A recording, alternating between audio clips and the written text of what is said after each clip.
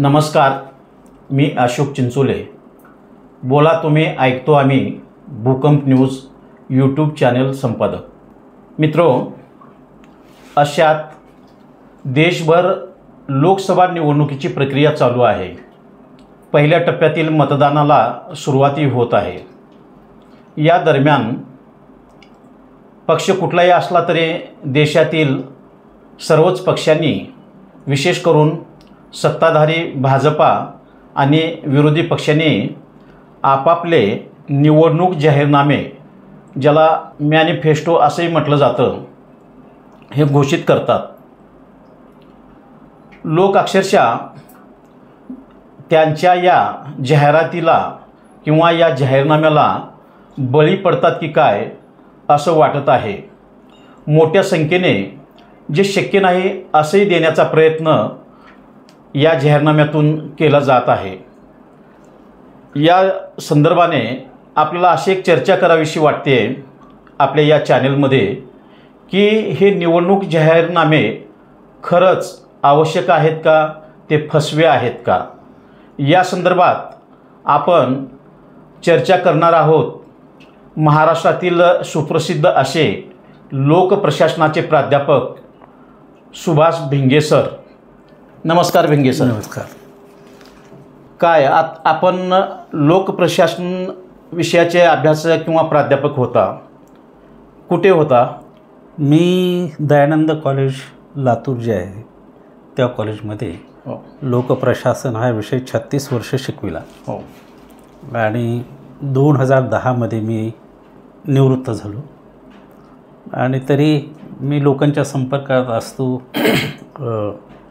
राजकीय कार्यकर्त्यांच्या पण संपर्कात असतो आणि माझं लेखन वाचन चालू असतं.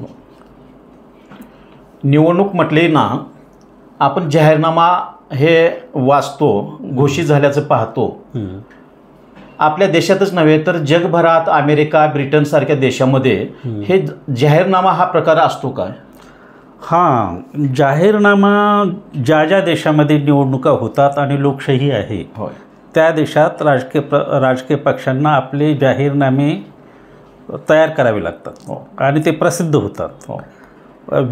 विकसित देशामध्ये त्या जाहीरनाम्याला खूप महत्त्व असतं, कारण ते लोकांना दिलेलं वचन असतं राजकीय पक्षांनी.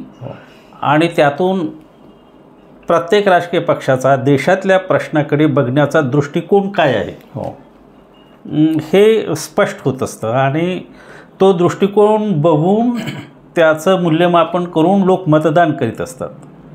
इतकंच नाही तर ऐन निवडणुकीमध्ये त्या जाहीरनाम्यावर निराळ्या मंचावरून चर्चा होते आणि राजकीय पक्षाच्या प्रवक्त्यांना स्पष्टीकरण द्यावे लागतं. आणि तुमचा हा जाहीरनामा कसा अंमलात आणणार आहात, त्याची मेथड, सिस्टीम हे पण त्यांना स्पष्ट करून सांगावे लागते. कारण विकसित देशामध्ये नागरी संघटना खूप मजबूत आहेत आणि नागरी संघटनांच्या व्यासपीठावर जाऊन हे खुलासे त्यांना करावे लागतात. शिवाय वर्तमानपत्रातून, टी व्ही, पूर्वी रेडिओ असायचा, या माध्यमाचा पण वापर करून आपला जाहीरनामा लोकांच्यापर्यंत जास्तीत जास्त प्रमाणात कसा पोचेल याची काळजी विकसित देशामध्ये घेतली जाते. नाही, विकसित देशाचा जाहीरनामा आणि आपल्यासारखा विकसनशील देश असेल किंवा गरीब देश असेल, त्या देशातल्या जाहीरनाम्याचे विषय काय असू शकतात? आता आपले जाहीरनामे म्हटल्यानंतर स्वस्त धान्य दुकानात तुम्हाला मोफत धान्य दिलं जाईल, तुम्हाला मोफत औषधोपचार केला जाईल, असे जे प्राथमिक गरजा वाटणाऱ्या जे प्रश्न आहेत ना त्याच्याविषयी असतो. आता अमेरिकेचं जर असेल तर अंतराळात कुठं जायचं आहे का, लढाई करायची आहे का, किंवा ताब्यात घ्यायची का दुसऱ्या देशांना, असे काही वेगळे विषय असतील. या विषयात काय फरक असू शकतो प्रगत राष्ट्र आणि आपल्या जाहीरनाम्यामध्ये? नाही, अमेरिकेसारख्या देशासमोर, अमेरिका ही जगातली महाशक्ती आहे आणि महाशक्ती म्हणून अमेरिकेचं वर्तन काय असणार आहे, अमेरिकेच्या प्रतिष्ठेत भर पडेल असं आम्ही काय करू हे तर सांगावंच लागतं. दुसरी गोष्ट अशी की महाशक्ती असल्यामुळे मानवतावादी किंवा मानवी कल्याणाची कोणती गोष्ट जागतिक पातळीवर करायची आहे ते पण अमेरिकेच्या म्हणजे राष्ट्राध्यक्षाच्या निवडणुकीवेळी स्पष्ट केलं जातं. आज अमेरिकेमध्ये आपल्या जाहीरनाम्यामध्ये दोन्ही पक्षांच्याकडे की सगळ्यात महत्त्वाचा प्रश्न काय येतो तर एन्व्हायरमेंट. अच्छा. पर्यावरण सगळं जगभर असं घसरत चाललेलं आहे आणि सगळी ह्युमन सोसायटी काय ही याचं अस्तित्व धोक्यात येतं की काय, ही जी भीती आहे त्याच्यासाठी अध्यक्षपदाच्या दोन्ही उमेदवारांना त्याबाबत आपली भूमिका स्पष्ट करावी लागते.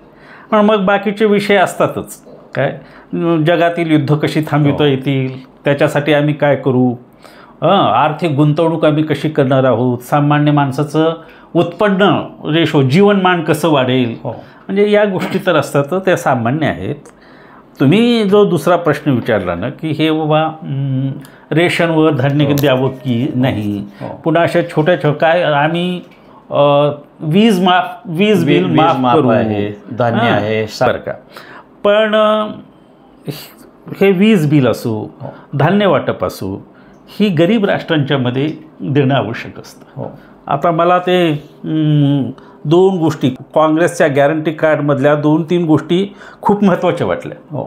एक तर म्हणजे किंवा शेतकऱ्यांचं कर्ज माफ करू, कारण आपला शेतकरी सतत म्हणजे अमेरिकेमध्ये किंवा विकसित देशात शेतकऱ्यांची शेती तोट्यात जाणार नाही याच्यासाठी आधीच खूप अनुदानं दिली जातात आणि शेतमालाच्या बाबत पण गॅरंटी दिली जाते. आपल्याकडे होत नाही ना ते, आणि म्हणून की त्याच्यामुळे आपला शेतकरी अडचणीत आला आणि शेतकऱ्याचे आत्महत्या वाढल्या, खूप वाढल्या. तर त्याच्यामुळे शेतीमध्ये रिलीफ कसा देणार आहात तुम्ही, आणि हे आपलं बेसिक आहे आपल्या उत्पादनाचं आणि उत्पादनाचं साधन. 140 करोड लोकसंख्या आणि सगळा शेतकरी मुख्य व्यवसाय आहे आपला, आणि तो शेतकरी मात्र संकटात. तर त्याला कर्जमाफी देणं आहे ना, आणि त्याला पुन्हा आपलं उत्पादन वाढविण्याच्यासाठी निरनिराळ्या फॅसिलिटीज पुरविणं, खतं आहेत त्याच्यावर किती सबसिडी देऊ, पाणी कसं पुरवणार आहोत, त्यांचं जे शेतीमध्ये येणारं विजेचं बिल आहे त्याचं काय, हे सगळं हा रिलीफ आम्ही कशा पद्धतीनं देणार आहोत हे स्पष्ट करणं हे आवश्यक आहे. कारण 1 वर्ष शेतकरी आंदोलन करीत होते आणि त्याची दखल घेतली गेली नाही. तर या गोष्टी आवश्यक आहेत, कारण आपण वेलफेअर स्टेट म्हणतो, गरीब राष्ट्र आहेत आपली, आणि आपल्याकडे दारिद्र्याचे प्रश्न खूप गंभीर आहेत. म्हणून अन्नधान्य पुरविणं, शाळेत मिड-टर्म भोजन देणं, कितीतरी मुलं आपल्याकडे पोषण मूल्य मिळत नाही आणि ती अपंग होतात आणि त्यांना शाळेतसुद्धा मन लागत नाही. म्हणजे अशा मुलांची काळजी घेणं हे सरकारची जबाबदारी आहे. नाही, आता आपण बघतो ना, भाजपानं जर एक अमुक वस्तू आम्ही देतो असं म्हटलं तर स्पर्धा लागावी त्याप्रमाणे काँग्रेसवाले किंवा विरोधी पक्षवाले त्याच्या पुढं जाऊन आणखी काहीतरी देतो असं म्हणतात. अनेकदा असं तर बघितलं आहे आपण की काही उमेदवारांनी तर रेशन दुकानावर, स्वच्छधान्य दुकानातून मोफत दारू देऊ म्हटले, कोण विदेशी दारू आम्ही तुम्हाला उपलब्ध करून देऊ म्हणतंय. म्हणजे अशा पद्धतीच्या आश्वासनाचे किंवा जाहीरनाम्याची हे गरज आहे का? काय आहे आपल्याकडे पॉलिटिकल एथिक्स म्हणजे राजकीय नीतिमत्ता नावाची गोष्ट नाही. आणि मग काही अफाट अशी आश्वासनं दिली जातात आणि काही वेळा लोक विश्वास ठेवतात आणि बहुतांश वेळा आपल्याकडे जाहीरनाम्याचा अभ्यास कोणी करीत नाही. आणि मग काय हे जाहीरनामे एक फॉर्मॅलिटी म्हणून पण राजकीय पक्ष प्रसिद्ध करतात. आणि दुसरी गोष्ट की जाहीरनाम्याच्या वर चर्चा होत नाही आणि उमेदवाराला कोणी विचारित नाही की तुझा हा जाहीरनामा आहे आणि या गोष्टी यातल्या या बरोबर वाटतात आम्हाला, हे ते दारूचं वगैरे तू जे आश्वासन देतोयस बरं का, याबद्दल म्हणजे त्याला जर जाब विचारला तर अशा प्रकारचे जाहीरनामे येणार नाहीत. नाही, अमेरिकेसारख्या राष्ट्रामध्ये, प्रगत राष्ट्रामध्ये तुम्ही म्हटलं की आता जाहीरनाम्यावर वेगळ्या मंचावरून चर्चा होते, तसं मग लोक एवढे सज्ञान झाले नाहीत का आपल्या देशातले, आपल्या लोकशाहीतले, की काहीच वाटत नाही ह्या जाहीरनाम्याबद्दल, खोटं वाटत नाही, खरं वाटत नाही किंवा काही प्रतिक्रिया देत नाही किंवा त्यावर विचारही केला जात नाही. मग लोक कुठं यांचं प्रशिक्षण होणं किंवा लोक साक्षर होणं या संदर्भात कमी पडलेत असं वाटतं? विकसनशील देशामध्ये बरं का. विकसनशील देशामध्ये एक महत्त्वाची गोष्ट आहे ती अशी की लोकांच्यामध्ये अज्ञान भरपूर आहे. लोकशाही म्हणजे काय असते हे पण माहिती नव्हतं 1950 साली आपल्याला. बरोबर. जाणीवा, लोकशाही जाणीवा विकसित नव्हत्या आणि आजही काही फार मोठ्या प्रमाणात त्या झालेल्या आहेत असं आपण समाजातल्या तळामध्ये जाऊन बघितल्यास असं वाटत नाही. आणि जातीचे, धर्माचे बरं का इतक्या अस्मिता तीव्र आहेत आपल्याकडे की जाहीरनामे वगैरे या गोष्टी खूप दुर्लक्षित राहतात. आणि नागरी संघटना मजबूत नाही. त्याच्यामुळे मंच नाहीत निरळी जिथून चर्चा व्हावी अशी. वर्तमानपत्रामधून अग्रलेख येतात जाहीरनाम्यावर, त्याचं मूल्यांकन केलेलं असतं त्यात आणि खूप महत्त्वाच्या गोष्टी त्या अग्रलेखामधून स्पष्ट होतात. पण ते अग्रलेख कोणी वाचित नाही किंवा फार थोडे लोक असतात वाचणारे. आणि त्याच्यामुळे काय की राजकीय पक्ष सोकावलेले आहेत. आपण काही बोललो, काही छापलं तर लोक काही वाचित नाहीत आणि अग्रलेखामध्ये कोणी लिहिलं तर त्याची काही फारशी दखल घेण्याची गरज नाही. कारण वर्तमानपत्र वाचणारा म्हणजे सिरियसली वाचणारा वर्ग फार थोडाच आहे.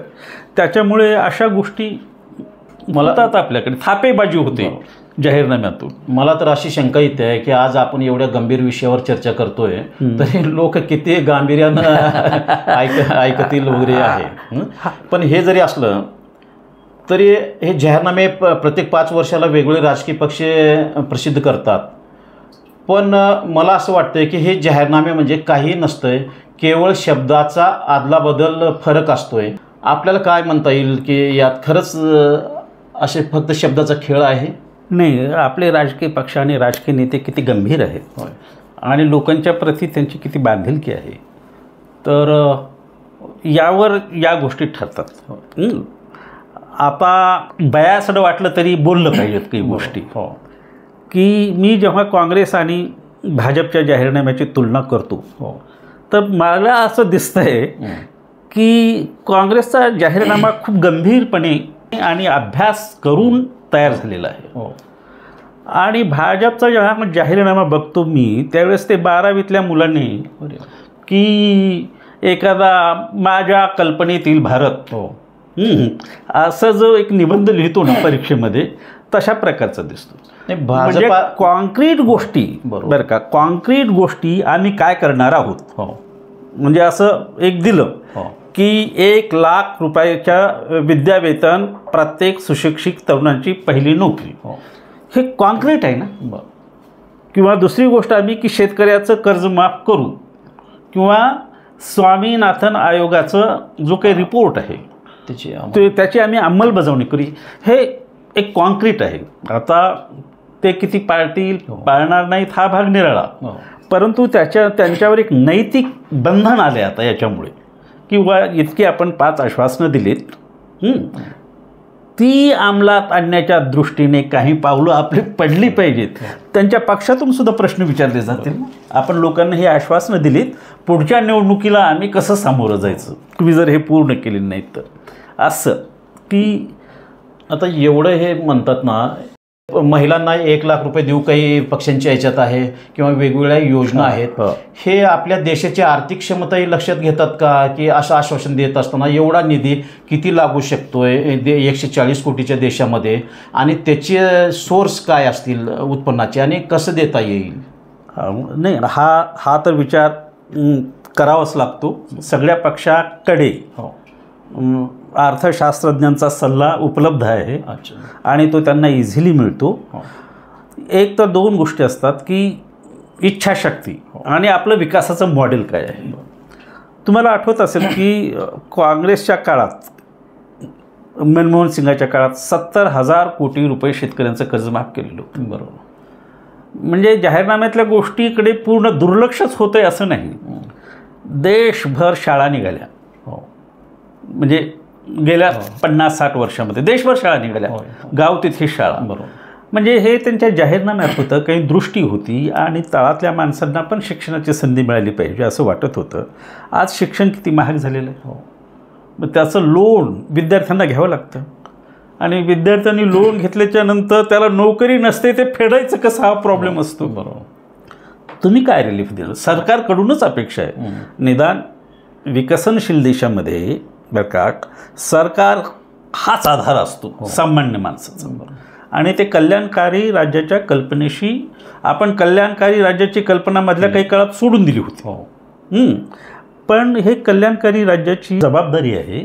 त्याच्याशिवाय आपला या गोष्टी जर केल्या नाहीत तर आपला आर्थिक विकास पण होणार नाही. आपण तिसरी शक्ती होऊ, दुसरी शक्ती होऊ, जागतिक असं जे म्हणतो ना, ते व्हायचं असेल तरीही हा पैसा फिरला पाहिजे, लोकांच्या हातात पैसा गेला पाहिजे. कुठल्या पद्धतीनं जावा हे त्या सरकारचं धोरण ठरवित असतं. तुम्हाला एक गोष्ट सांगतो या निमित्ताने की पहिल्या महायुद्धाच्या नंतर च्या काळामध्ये प्रेसिडेंट रूझवेल्टनी न्यू डील नावाचा कार्यक्रम आणला. हा न्यू डील कार्यक्रम काय होता की लोकांच्या हातांना काम द्या आणि त्यांना पैसे द्या. काम किती करतील हे महत्त्वाचं नाही, तुमच्याकडे कामच नसेल असं म्हटलं गेलं, कामच नसेल तर खड्डे खोदा तेच आणि तेच खड्डे बुजवा, पण लोकांच्या हातात पैसा गेला पाहिजे. आणि लोकांच्या हातात पैसा गेला तर ते आर्थिक चक्र फिरेल व्यवस्थित आणि अर्थव्यवस्था रुळावर येईल. तर त्या दृष्टीने हे जे काही मला काँग्रेसचं गॅरंटी कार्ड आहे हे अर्थचक्र व्यवस्थित फिरावं या दृष्टीने अभ्यासपूर्वक आणि विचार करून व तज्ज्ञाच्या सल्ल्याने तयार केलेला वाटतो जाहीरनामा हा.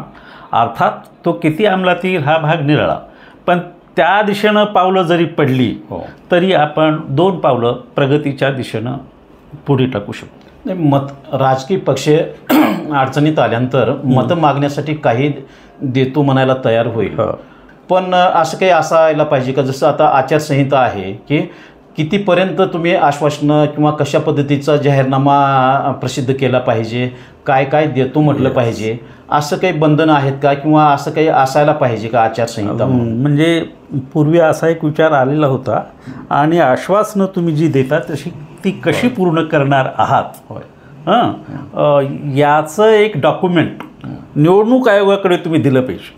पूर्वी होतं का असं मागणी होती, अशी मागणी होती की असं मोकाट निवडणूक आयोगाने यांना सोडू नये वाटेल ते आश्वासनं द्यायला, बरं का. तर त्याचा प्लॅन वर्कआउट करायचा प्लॅन हे त्या आपल्या जाहीरनाम्यासोबत त्यांनी दिला पाहिजे. परंतु ही जबाबदारी अजून म्हणजे आपल्याकडे निवडणूक आयोगही तेवढ्या सामर्थ्यानं काम करीत नाही, कार्यक्षम नाही ते. आणि सगळ्याच संस्था जवळपास आपल्याकडे अशा सुस्तावलेल्या आहेत. त्याच्यामुळे या गोष्टी पुढे जात नाहीत.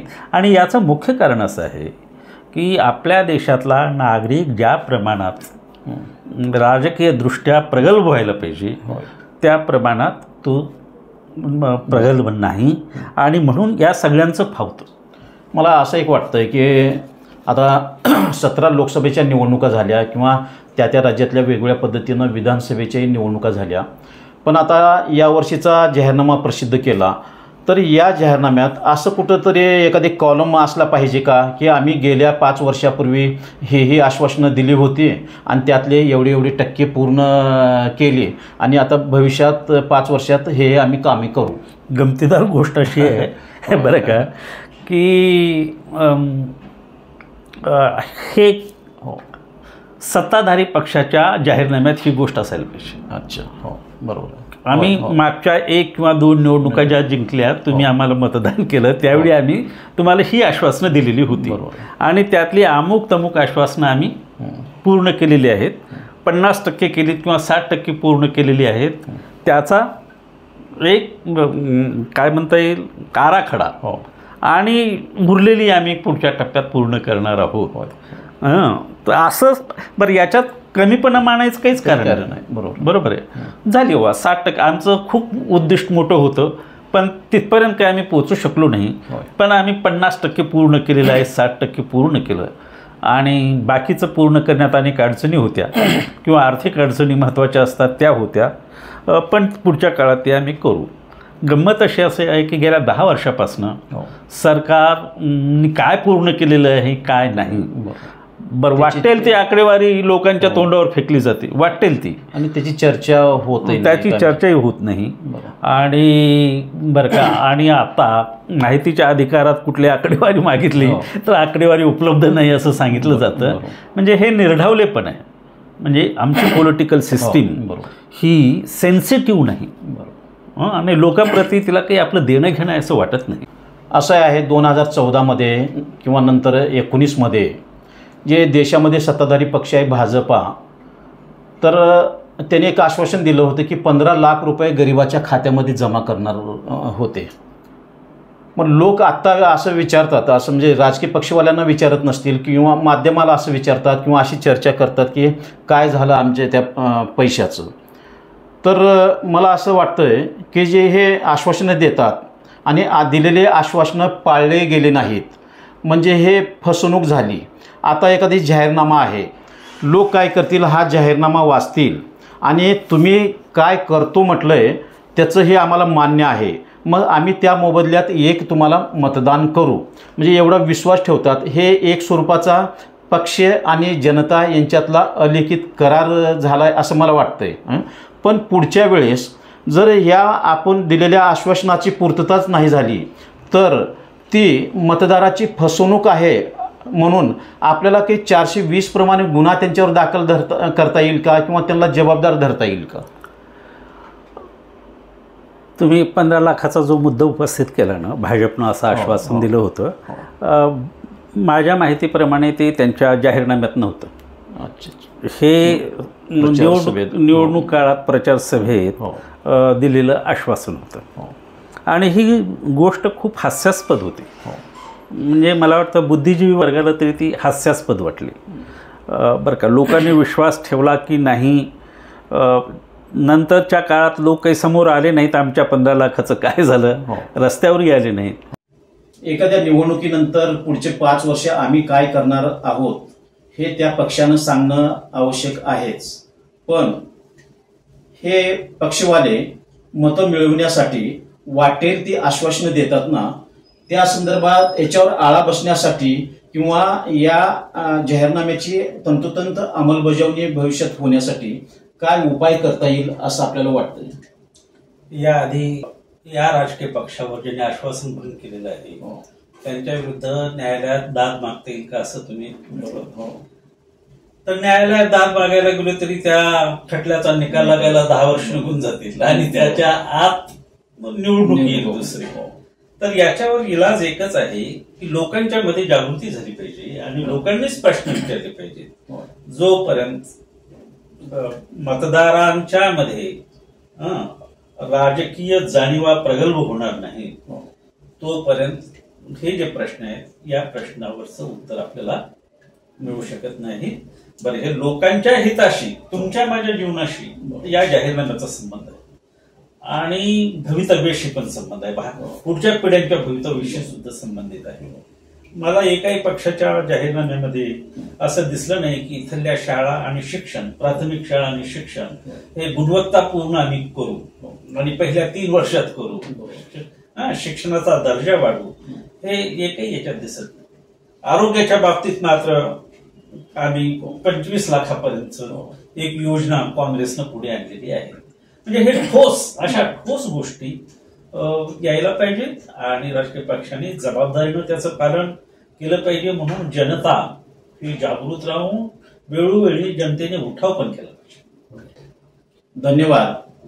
आज प्राध्यापक सुभाष भिंगे सर यांनी हे जाहीरनामा संदर्भात किंवा एकूणच राजकारणाच्या संदर्भात जनतेने देखील अत्यंत जागरूक राहणं आवश्यक आहे आणि जनतेची जागरूकता हीच या खोटेपणावर किंवा खोट्या जाहीरनाम्यावर औषध आहे असं मत व्यक्त केलेलं आहे. मित्रहो, यांची ही मुलाखत आपणास उपयुक्त ठरेल आणि हे मुलाखत ऐकून किमान काही लोकांनी तरी जागरूक होण्याचा, फक्त निवडणुकीतच नव्हे तर सतत राजकीय दृष्ट्या जागरूक राहण्याचा प्रयत्न व्हावा असं मला वाटतंय.